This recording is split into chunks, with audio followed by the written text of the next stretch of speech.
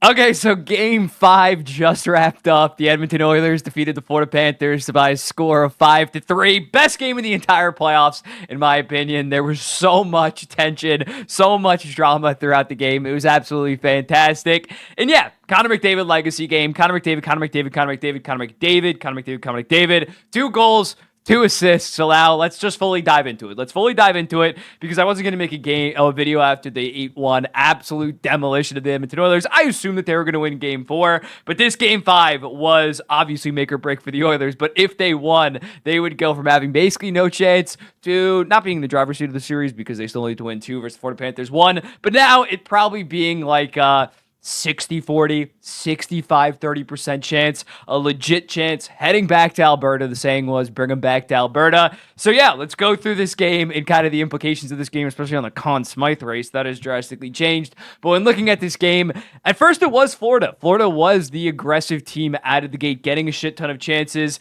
They end up getting a power play off Brett Kulak. But Conor Brown of all guys, yet again steps up on the penalty kill. A fantastic breakaway goal, went backhand on Sergei Bobrovsky. Just from looking at Conor Brown, when looking at him, they mentioned on the broadcast, of course, I think it was 50 games he went to start the season without a goal, without a single goal. And mind you, if you were unfamiliar with the Conor Brown situation, only got $775,000 this year on the salary cap, but there was bonus heavy considering he was dealing with some injuries last year. He tore his ACL. That there was a $3.225 million cap charge going against them next season if he played more than 10 games. So he went 50 games to start the season, and it wasn't even going to affect them cap-wise. It was going to affect them next year, so he was getting so much flack, and honestly, rightfully so for the most part, from the Edmonton Oilers in terms of his play, and he stepped up. He stepped up and set the tone massively for the Edmonton Oilers when looking at them in this game. They kind of started a little bit flat-footed. Florida had the gas on the pedal. After the Conor Brown goal, Edmonton really started to find their game. Once they had the momentum compared to previous game 1, 2, and 3, they've been far more effective against Florida Panthers, more so aggressive forechecks. They were able to break into the neutral zone. A lot of odd man rushes throughout the first period and just throughout this entire game.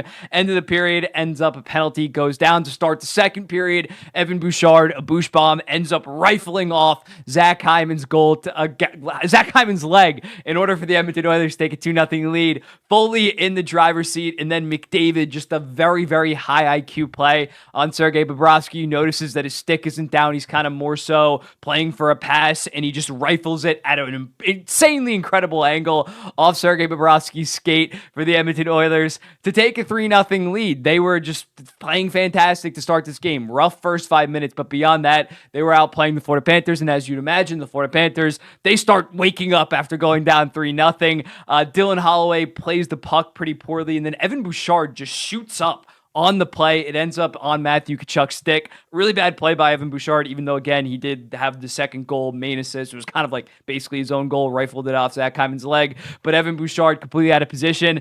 3-1, but then McDavid makes one of the most insane plays in terms of an overall assist, breaking into the zone when looking at it, dumping it off to Corey Perry, eventually just absolutely putting the Florida Panthers defenseman to shame.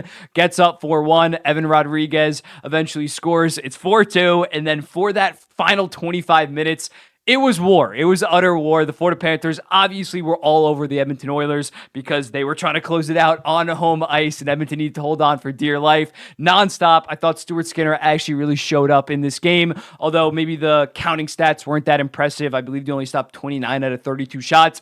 He stepped up in big situations, especially that first goal was not at all on him. It was on Evan Bouchard, and that was an absolute snipe by Matthew Tkachuk. But when looking at Stuart Skinner, I thought he really showed some poise for a guy that's only, 24, 25 years old.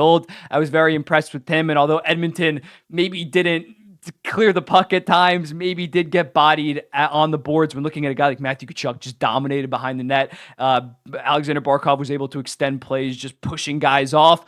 Edmonton really shut down the middle of the ice. They kind of did a good job at keeping Florida to the outside. So although Florida really did dominate possession in that third period, and there were some high danger chances, don't get me wrong, but eventually the Edmonton Oilers do crack when looking at a Matthew Tkachuk behind the net. He ends up finding Oliver Ekman-Larsson to get this game to 4-3, and then then it was just fully fasten your seatbelts. We were going to have a fantastic game. A trip gets called, I believe Warren Fogle drew a penalty, Edmonton to the power play, but beyond that, the final 5 minutes, it was butt-clenching hockey. The Edmonton Oilers end up holding on. McDavid scores the empty netter after Matthew Tkachuk somehow almost pulls off one of the most electric plays ever in terms of saving the puck, reminiscent of the Carolina Hurricanes earlier on in the playoffs. Foley dives. I thought he dove way too early at first. I was like, he's going to miss it because he dove too early. Not the case. He obviously knows a lot more about goddamn hockey than me, so he ends up breaking it out. I thought once they ended up clearing that, even though the goal happened like relatively quickly after that, I fully thought that like Florida's destined. They're going to tie it up. It's going to be Matthew Tkachuk that ties it up and then gets a game winner.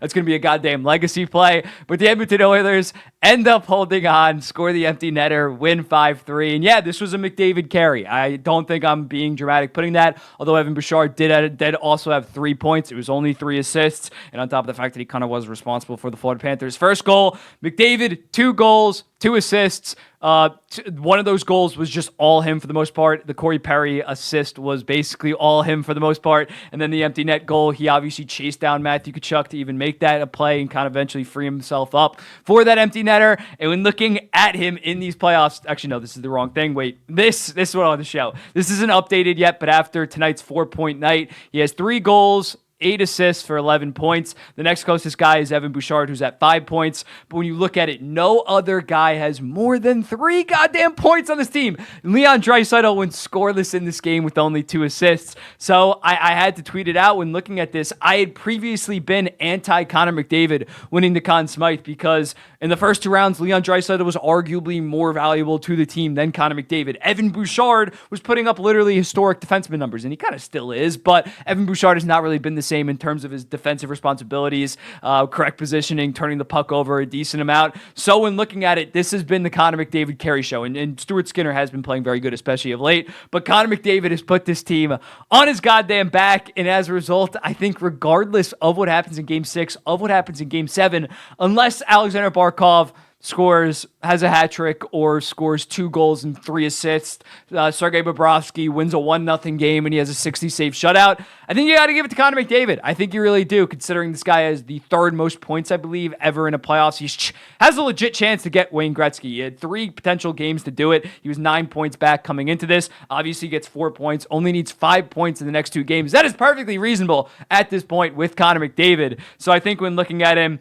he's just been far too amazing in this series to not give him the Conn Smythe, on top of previously also being awesome. But the guy has 11 points in 5 Stanley Cup games. We talked about the matchup with Alexander Barkov. You thought maybe he could slow him down, and he kind of did slow him down the first couple of games. But when the closeout has been available, Florida has not been able to slow down Connor McDavid, and if anything, he's playing his best hockey of his entire career right now. This was a one-man carry job. This was absolutely fucking insane. So I think Connor McDavid is going to be your Conn Smythe winner. In terms of who's going to win this series, I'm probably going to actually bet a lot of money on the Florida Panthers winning Game 6. I know that might be sacrilegious, but I think everybody, and I do agree that Edmonton does have the momentum, but something just tells me everybody who's so heavy on the Edmonton Oilers right now, I kind of think Bobrovsky shows up in Game 6. I know I've been insanely complimentary of McDavid and the Oilers in this video, but I can see the Florida Panthers taking care of business, and that would absolutely wreck them if they won on home ice in Game 6 instead of, say, Game 5, or if they won on the Oilers' home ice. So when looking at this,